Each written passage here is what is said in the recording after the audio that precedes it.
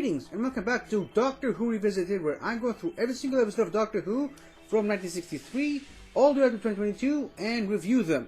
And this is the season finale of Season 4, the season that introduced Patrick Troughton as the second Doctor, the evil of the Daleks.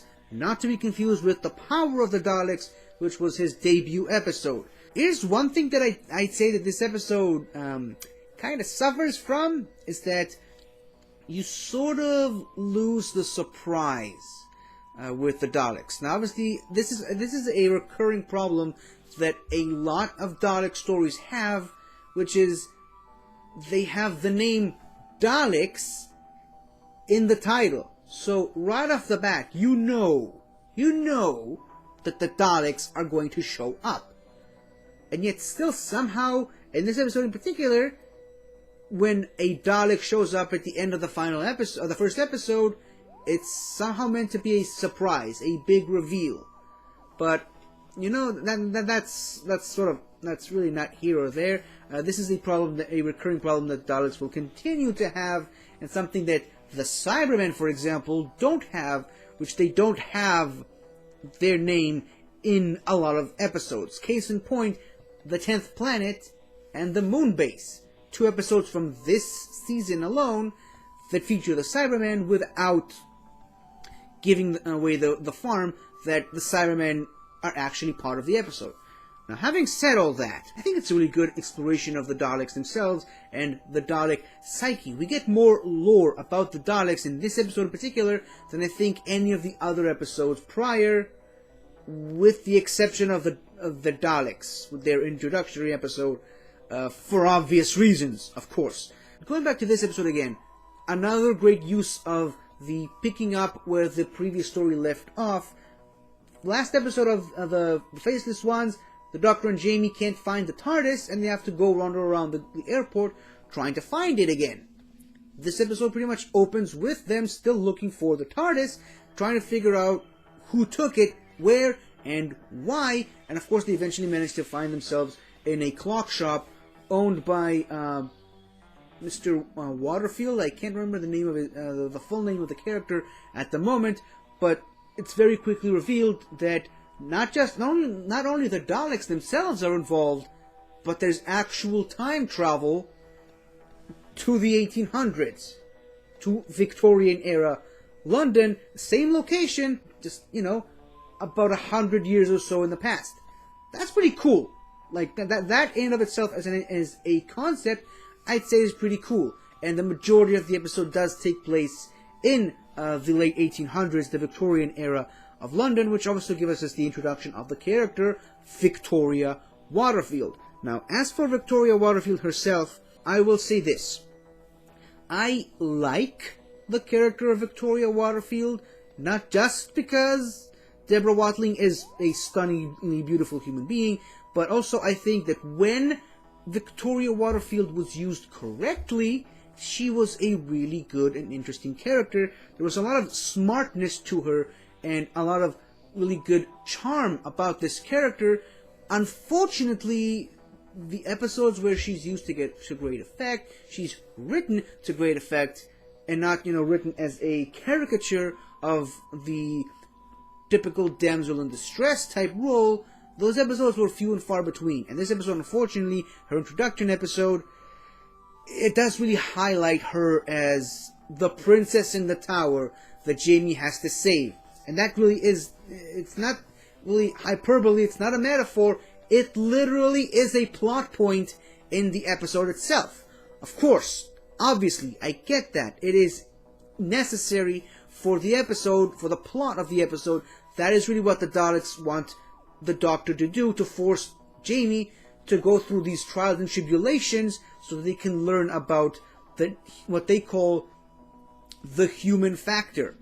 And that is really what they're trying to figure out, their ultimate goal in trying to achieve with this episode. Unfortunately, this has to come at the expense of Victoria herself, who's being kept prisoner by the Daleks, forced to yell out her name multiple times during the day, until eventually Jamie comes to save her. And I didn't really like that aspect of it, but I get it. It's part of the plot. Another thing that I will say about this episode is this episode, unfortunately, has a lot of characters that don't really serve much of the plot.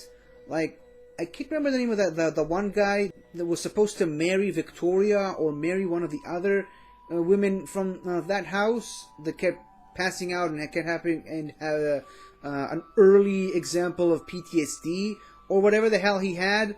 Yeah, see, I can't even remember his name. Clearly, he wasn't that really important. You could have done without him. This episode is, by the way, and I checked this episode is the first 7-part serial since Marco Polo, since season 1. So, yeah, they really put a lot of time into this episode. I don't think a lot of that time was used correctly. And honestly, this could have been a 6-part episode. And usually, normally, I'm not really the guy that's like, make these episodes shorter.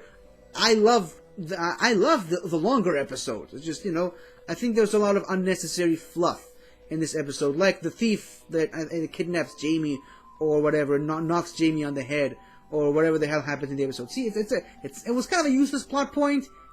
Didn't really need to be there. Unnecessary. They should have just focused on the Doctor experimenting on behalf of the Daleks for the sake of the rest of the plot. I think it would have made the episode itself a lot better, a lot much more contained. I do say, speaking of characters that didn't really contribute to the plot, here's a character that I actually did like a lot, the character Kemmel. I really like the character Kemmel, and I love his interactions with Jamie and Victoria. I love it when these characters are brought in as just the standard, the muscle guy that's just there to cause problems, but then they switch sides, and he actually teams up with Jamie and becomes a partial ally to help save Victoria.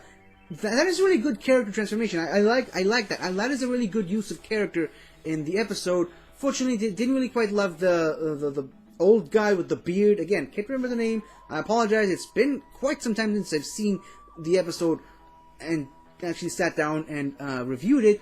But yeah, I didn't. He feels a little too over the top for me, from his costume to his hair and beard to how he switches sides on a dime, and I don't know, the guy just did not work for me. I also didn't really appreciate his insanity, thinking that he can use the Daleks to, turn metal into gold or whatever. Yeah, the character himself did not work for me. I liked Victoria's father in the episode, and I love that really that's how Victoria eventually joins up with the Doctor and Jamie in their travels, is on behalf of the Doctor takes her in as part of her father's dying wish, his final request from the Doctor and Jamie, and of course the Doctor obliges. Other things that I want to talk about this episode, like I said, there's so much to unpack with this episode. This might end up being a very long review, but we're back on Skaro. We're back to the Dalek city on Skaro. I'm not sure if there was some time travel shenanigans taking place, so this could be Skaro at the time that Earth was in its 1800s, or this could just be Skaro in the future, right before the Doctor landed there the first time in the Daleks. Could be right after it, when the Daleks eventually came back to the planet Skaro. The time period, it's a bit ambiguous, but who cares? It doesn't really matter. We're back on Skaro, we're back on the Dalek city, and we get introduced to none other than the Dalek Emperor himself, making his TV debut. I'm pretty sure that at this point, the concept or the idea of the Dalek Emperor was already introduced in comic book form, unless, of course, I'm getting my timelines a little bit mixed up here. Not 100% sure on that front, but who cares? I'm pretty sure that at this point there was already the introduction of the idea that there is a Dalek Emperor out there, and this is his TV debut, and his TV debut did not disappoint. It really just, it was introduced in a grand way. First of all, I love the design, much better than the comic book version, if you ask me, and while I still have a deep, strong love for the way that the Dalek Emperor was portrayed in the Christopher Eccleston story, I think they did a pretty good job making this Emperor feel like he's important, like he's well above the other Daleks. First of all, the voice, the booming voice that became iconic for the Emperor specifically, and like the size and the different design, and him being connected with tubes to all the other Daleks in the city. That's great. That is how you introduce a character of that magnitude. One thing that I didn't like about the design of this Emperor in particular is that he doesn't have a weapon. Like, he's completely defenseless as a Dalek. And you know, him being the most important Dalek in the Dalek Empire, you'd assume that he would have not just a weapon, but the most powerful weapon out of all the Daleks. Instead, he's always, just flanked by other Dalek guards, which eventually don't really do much, and that is really what led to the Dalek Emperor's downfall in the episode, which, the fact that he was completely defenseless, immobilized, obviously because he's the Dalek Emperor, he stands in one place, never moves, and, just doesn't do much of anything other than command and control all the other Daleks in the city. And that the Doctor, sad to say, really used that to his advantage. Now, as for the human factor being introduced into the other three Daleks, which the Doctor then nicknamed Alpha, Beta, and Omega, no relation to Omega the Time Lord, but Alpha, Beta, and Omega, the Daleks themselves, I like that. I like these childish, fun-loving, happy Daleks.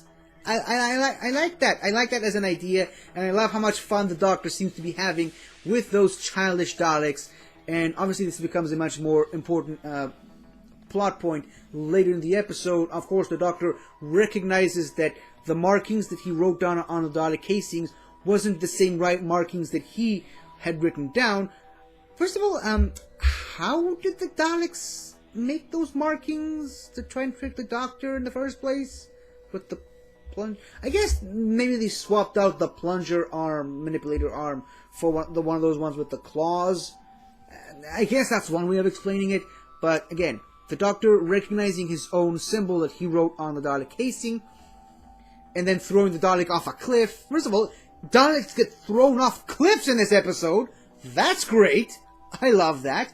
And obviously, right at the end, the Doctor embeds the human factor into multiple other Daleks, and somehow manages to fool the Daleks into thinking that they put the Dalek factor in him and made him one of their own. That is another really great use of the Doctor, his manipulative and cunning cleverness, which again, used earlier in the episode to try and force Jamie to go through everything he was forced to do to save Victoria, but then it comes back in a more positive light, tricking the Daleks and starting off a very brief civil war with the regular Daleks battling the Daleks with the human factor in them, who are questioning authority. And eventually that's really what ends up being the downfall of the Daleks, and almost destroys the Emperor. Obviously at the very end of the episode you can kind of see that the Emperor still has one blinking light, which seems to suggest that the Emperor is still alive, and that the Daleks will come back again, even though the Doctor himself, at the very end of the episode, pretty much says that this is the end for the Daleks. And it very nearly was, because that is officially the last Dalek appearance for the next 5 seasons. Put that into perspective for a second there. This is season 4, okay? In 1967. The next time the Daleks will appear in the show in a proper Dalek story is in Day of the Daleks in 1972. It's 5 years separation between the evil of the Daleks and Day of the Daleks. So, yeah. Now, obviously, the Daleks themselves will continue to appear randomly through archival footage or just random guest appearances on The Wheel in Space, The War Games, and I believe The Mind of Evil. But as far as actual proper appearance of the Daleks, that's not going to happen for a couple of years now, which in a way really does help to further other villains from the Doctor Who pantheon. And I keep saying this, the second Doctor is remembered more for the monsters he went up again, and not so much for the Doctor himself. And the rest of the Patrick Troughton era had a lot of really great monsters and villains and robots that weren't the Daleks. Presumably, because the Daleks were kind of taking a hiatus for a couple of years now. And that is really why we get so many episodes with the Cybermen, and why we get a lot of good episodes with the Great Intelligence. But that, obviously, is a story for another time. Final point that I want to bring up in this episode, in talking about this episode, is this episode really does put the Doctor's relationship with Jamie through the ringer. Like, the Doctor and Jamie really do not get along with each other at one point or another, or several, throughout this episode, primarily because the Doctor obviously is experimenting on him against his knowledge and against his will. Of course, again, the Doctor is pretty much at gunpoint by the Daleks, so he doesn't really have much choice. He doesn't want to experiment on Jamie, but the fact still remains, he still does it, and he kind of enjoys it a little bit. Of course, eventually, him and Jamie eventually settle their differences. They go back to being friends, and they continue to be friends all the way till Jamie's final episode, The War Games.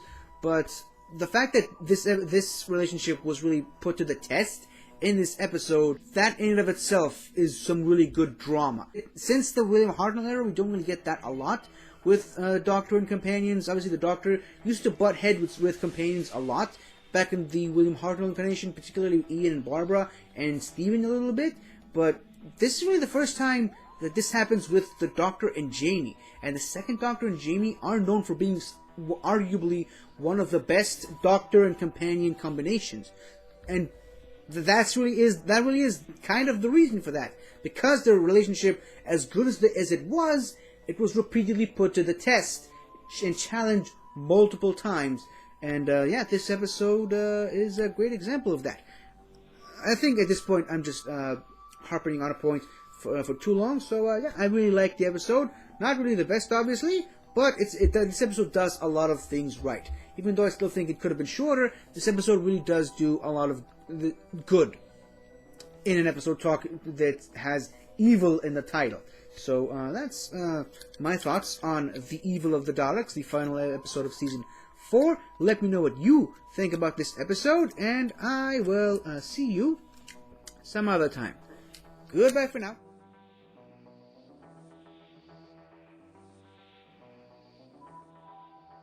Hi there. Thank you for watching the video.